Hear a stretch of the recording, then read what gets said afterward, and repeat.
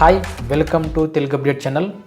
September 3 అంటే అందరికీ గుర్తుండిపోయే రోజు అనమాట. ఎందుకంటే జిఎస్టీలో 4 స్లాబుల్లో ప్రజెంట్ ఉన్నటువంటి 4 స్లాబులను దాంట్లో 2 స్లాబులు తీసేసి 2 స్లాబులు మాత్రమే రాబోయే రోజుల్లో దీన్ని అమలు చేస్తామంటున్నారు దీపావళి తర్వాత. సో ఈ 2 స్లాబులు అమలు చేసిన తర్వాత అంటే 18% స్లాబులు మాత్రమే ఉంటాయి. ఈ 2 స్లాబుల్లో అమలు అవుతే రాబోయే రోజుల్లో నిత్యావసర వస్తువులకు సంబంధించి కానీ, విద్యారంగం కానీ, వైద్య రంగం కానీ, గృహ పరికరాలకు సంబంధించి కానీ ఏ వస్తువులపై ఎంత ధరలు తగ్గుతాయి, ఎంత పర్సెంటేజ్ ఉంటుంది అనేది కూడా నేను మొత్తం ఈ వీడియోలో క్లియర్గా ఎక్స్ప్లెయిన్ చేసే ప్రయత్నం చేస్తాను. ఇక మొదటగా ఎఫ్ఎంసీజీ రంగానికి సంబంధించి చూసుకుంటే అంటే నిత్యావసర వస్తువులు అనమాట. సో ఈ రంగానికి చూసుకుంటే సబ్బులు, టూత్పేస్ట్లు, హెయిర్ ఆయిల్, నమ్కీను, నూడిల్స్, చాక్లెట్లు, ఇన్స్టాంట్ కాఫీ, కండెన్స్డ్ పాలు, అదేవిధంగా వెన్నె, నెయ్యి, చీజు ఇవన్నీ 5% స్లాబ్లోకి వస్తాయి. బ్రెడ్, పన్నీరు, ప్రాస్టెడ్ మిల్క్ మాత్రం రావన్నమాట ఈ పర్సంటేజ్లకి. సో ఈ విధంగా అంటే దాదాపు ఇంతకుముందు 12% ఉండేది, ఇప్పుడు 5% స్లాబ్లోకి వస్తాయి అనమాట. అంటే నిత్యావసర వస్తువులకు సంబంధించి అంటే దాదాపు బ్రాండెడ్ని బట్టి 8 నుంచి 10% ధరలు తగ్గొచ్చు అంటున్నారు.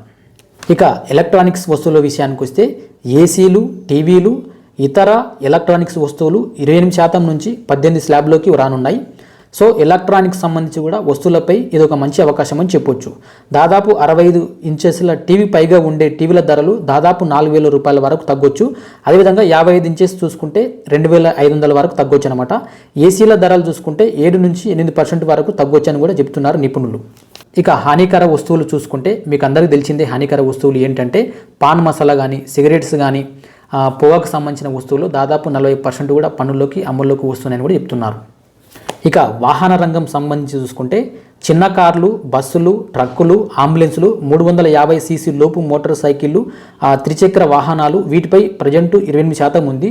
దానికి బదులుగా 18% జిఎస్టీ వర్తింపనుంది రాబోయే రోజుల్లో. అదేవిధంగా పెద్ద స్థాయి కార్లు 350 సీసీ పైన, మోటార్ సైకిళ్ళు వీటిపై 40% పన్ను పడనుంది. ఈవీలకు 5% పన్ను కొనసాగనుంది. సో మొత్తానికి వాహన రంగం కూడా చూసుకుంటే చిన్న కార్లకు, బస్సులకు కానీ, అంబులెన్స్లకు కానీ ఇది కూడా మంచి అవకాశం అని చెప్పొచ్చు. ఎందుకంటే ప్రస్తుతం 28% ఉంది, దాన్ని 18% చేస్తున్నారు. సో వాహన రంగానికి కూడా ఇది మంచి విషయం అని చెప్పొచ్చు. ఇక ఫార్మా ఆరోగ్య రంగం చూసుకుంటే ప్రాణాధార కీలక ఔషధాలంటే క్యాన్సరు, అదేవిధంగా ఇతరత అరుదైన వ్యాధులతో చికిత్స వాడేవితో పాటు 33 నిత్యావసర ఔషధాలపై 12% పన్ను కూడా ఎత్తివేశారు. అంటే ఏమి ఉండదన్నమాట. అదేవిధంగా ఆరోగ్య రంగంలో బీమా రంగం చూసుకుంటే జీవిత బీమా, ఆరోగ్య బీమా, వ్యక్తిగత పాలసీలకు 18% జిఎస్టీ నుంచి పూర్తి మినహాయింపు కూడా లభిస్తుందని చెప్పొచ్చు. సో ఇది కూడా మంచి విషయం అని చెప్పొచ్చు. ఎందుకంటే 18% నుంచి 0 స్లాబ్ అంటే ఏమి ఉండదన్నమాట. ఇక నుంచి ఎవరైతే ఆరోగ్య బీమాకు సంబంధించి కానీ, లైఫ్ ఇన్సూరెన్స్కి సంబంధించి కానీ, టర్మ్ ఇన్సూరెన్స్ సంబంధించి కానీ ఏ బీమా తీసుకున్నా 18% ఉండేది 0 చేశారు. అంటే ఎటువంటి కూడా జిఎస్టీ వసూలు చేయడం అనమాట రాబోయే రోజుల్లో. సో ఇది కూడా మంచి పరిణామం అని చెప్పొచ్చు. ఎగ్జాంపుల్ మీరు ఒక 30,000 పే చేస్తున్నారు అనుకోండి, దీంట్లో మనకు దాదాపు ఒక 5,000 నుంచి 6,000 రూపాయలు తగ్గొచ్చు అనమాట. అంటే జిఎస్టీ రాబోయే రోజుల్లో ఏం వసూలు చేయరు ఈ బీమా రంగంలో. ఇక వ్యవసాయ రంగం చూసుకుంటే హస్తకళ ఉత్పత్తులు, వ్యవసాయ సంబంధిత వస్తువులు, ట్రాక్టర్లు, కంపోస్టింగ్ మిషన్లు, అదేవిధంగా వీటిపై 12% బదులు 5% పన్ను వర్తించనుంది. సో వ్యవసాయ రంగం కూడా ఇది ఒక మంచి అవకాశంగా చెప్పొచ్చు.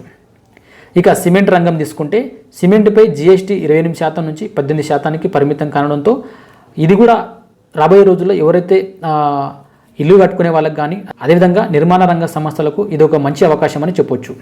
ఇక బట్టల విషయానికి వస్తే ఎవరైతే 2,500 పైన దుస్తులు తీసుకుంటారో ప్రస్తుతం 12% పన్ను ఉందన్నమాట. దీన్ని రాబోయే రోజుల్లో 18%కి పెంచుతున్నారు. సో ఈ రంగానికైతే అంత మంచిది కాదని చెప్తున్నారు.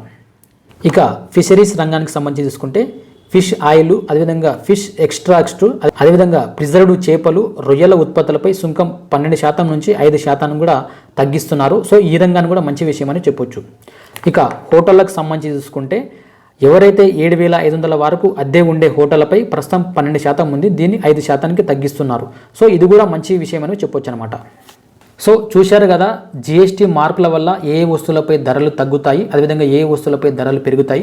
సో ఆల్మోస్ట్ సామాన్యులకైతే ఈ జిఎస్టీలో మార్పులు తేవడం వల్ల ఇది ఒక మంచి విషయం అని చెప్పొచ్చు అనమాట. దేశ ప్రధానమంత్రి నరేంద్ర మోదీ కూడా అదే చెప్పాడు. ఇది అందరిని దృష్టిలో పెట్టుకుని కూడా ఈ జిఎస్టీలో మార్పులు తేవడం జరిగింది. దీని ఫస్ట్ జిఎస్టీలో అమలు చేసింది 2016 అనమాట. సో 2016 నుంచి దాదాపు ఇప్పుడు 9 సంవత్సరాలు అవుతుంది. ఈ మధ్యకాలంలో ఈ జిఎస్టీలో పలు మార్పులు తేవడం వల్ల దేశానికి ఒక మంచి శుభ పరిమాణం అని కూడా దేశ ప్రధానమంత్రి నరేంద్ర మోదీ కూడా చెప్పడం జరిగింది. సో చూశారు కదా, మనం పెట్టే కంటెంట్ మీకు నచ్చినట్లయితే మన ఛానల్ సబ్స్క్రైబ్ చేయండి, లైక్ చేయండి, షేర్ చేయండి. Thanks for watching Telugu update channel.